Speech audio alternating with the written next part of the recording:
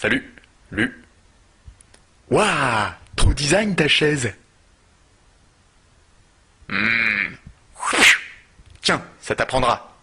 La vengeance sera terrible, tremblez usurpateur. Le design a désormais son défenseur, son justicier. Et non, design ne signifie pas décoration, ce n'est même pas un adjectif. Et oui, le design est un métier. Imaginez un peu. Que dirait votre boulanger si... Trop boulangerie ton croissant. Eh oui, ça n'aura aucun sens. Le design est bien une discipline, au même titre que le handball, la menuiserie ou la biologie. Design signifie conception, mais pas seulement, car le terme design n'est pas qu'un anglicisme. Ses racines originelles sont latines. Italiens et français ne devraient avoir aucun mal à reconnaître derrière ce mot les notions de dessin et de projet. Bref, c'est tout un art appliqué à la vie quotidienne, aux objets de tous les jours, car le métier de concepteur peut concerner de nombreux domaines. Là où il y a projet, il peut y avoir design.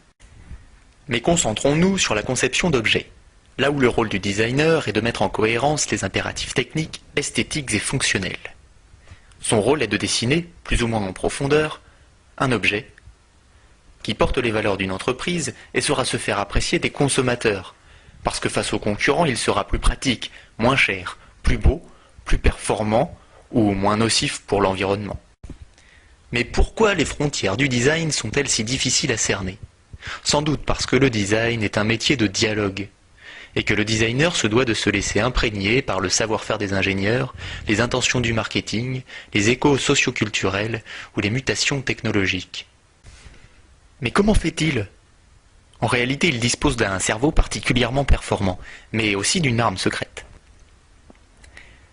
Grâce à elle, il est capable d'illustrer au mieux le récit que composent les intentions des uns. « S'il te plaît, dessine-moi une poussette, une belle poussette. » Et les intentions des autres. « Et qu'elle soit légère. » Et tire-moi les prix, je te prie.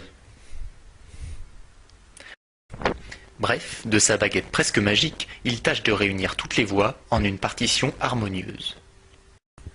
Enfin, le designer dispose de différentes méthodes et outils pour donner corps à l'innovation, pour donner à lire les bénéfices du nouvel objet. Son rôle est en somme de donner forme à la différence. La différence, oui, mais pas à n'importe quel prix. Une approche trop technocentrée peut vite mener dans le mur. De même, avec une approche trop focalisée sur l'utilisateur, on peut se prendre les pieds dans le tapis. Quant à faire du pur style,